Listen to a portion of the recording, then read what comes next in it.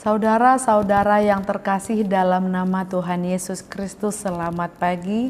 Mari kita beribadah sejenak. Kita menyanyikan buku ND HKBP dari nomor 13 ayat 4.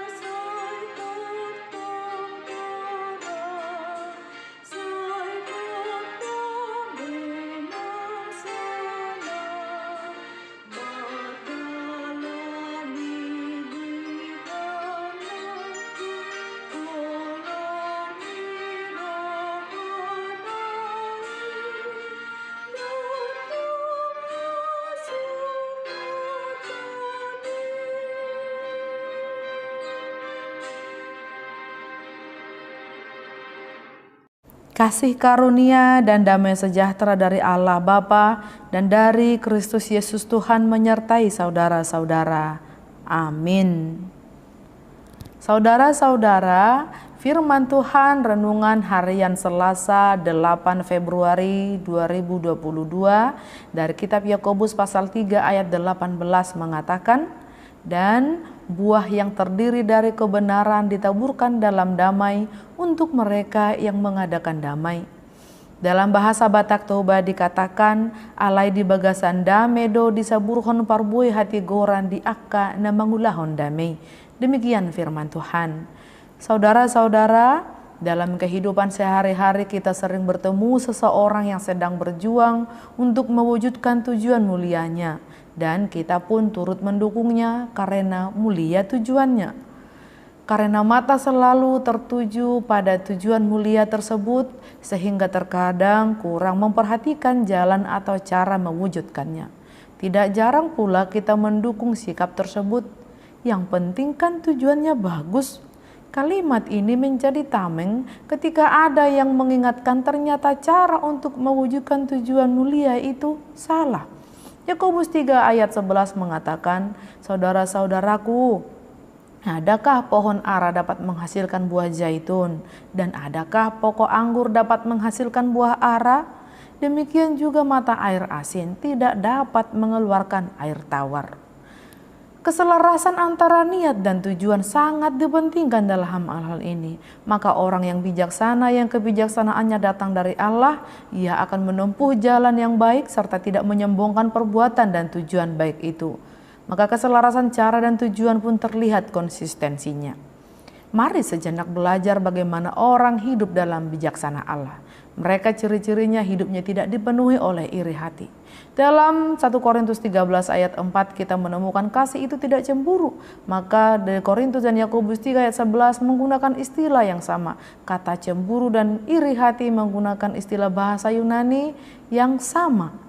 Secara kasat mata kita sudah bisa melihat dampak dari hati yang cemburu atau hati yang iri.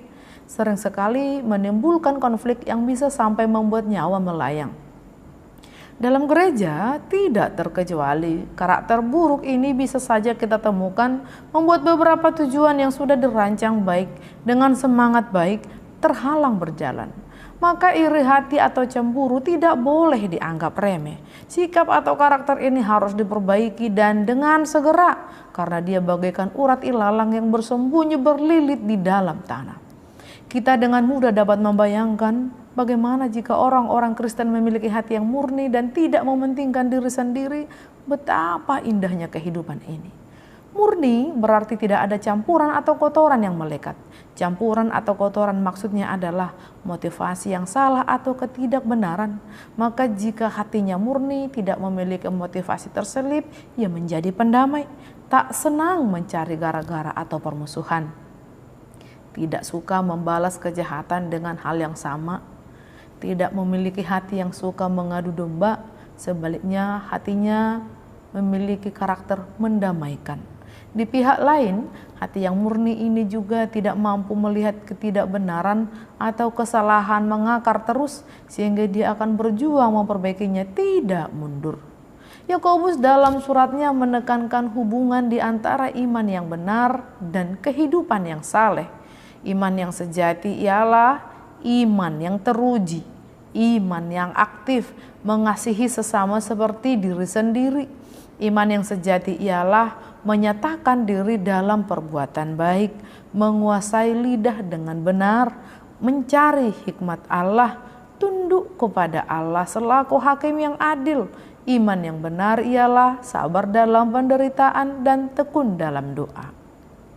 Saudara-saudara, kita melihat betapa seriusnya firman Allah menekankan akan pentingnya karakter Kristen yang sejati.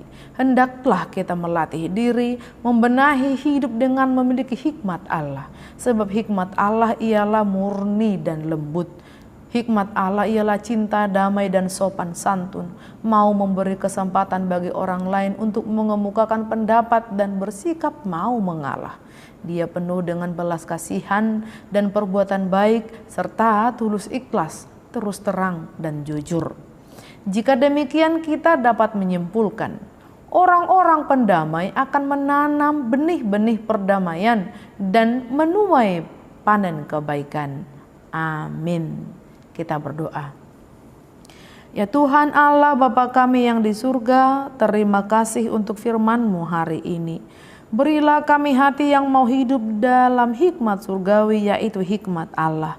Sehingga hikmat-Mu kami menjadi orang-orang pendamai yang menanam benih-benih damai dan menuai kebaikan. Kiranya Roh Kudus menolong kami untuk menghidupinya di dalam Kristus Yesus Tuhan. Amin. Saudara-saudara, marilah kita menyanyikan buku nyanyian HKBP dari nomor 13 ayat 4.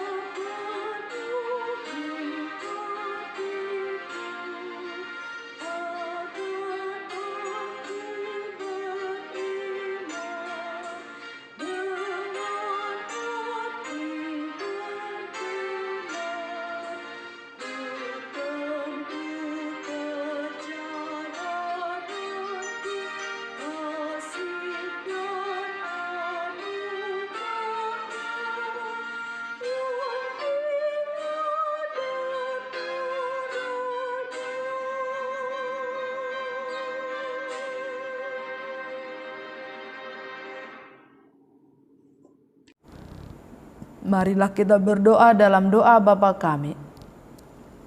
Bapa kami yang di surga, dikuduskanlah nama-Mu, datanglah kerajaan-Mu, jadilah kehendak-Mu di bumi seperti di surga.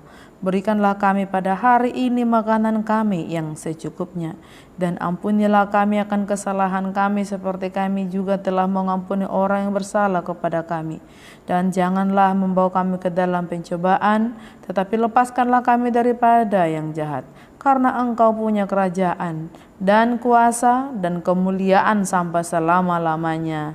Amin. Anugerah Tuhan Yesus Kristus, kasih setia Allah Bapa, dan persekutuan Roh Kudus menyertai saudara-saudara. Amin.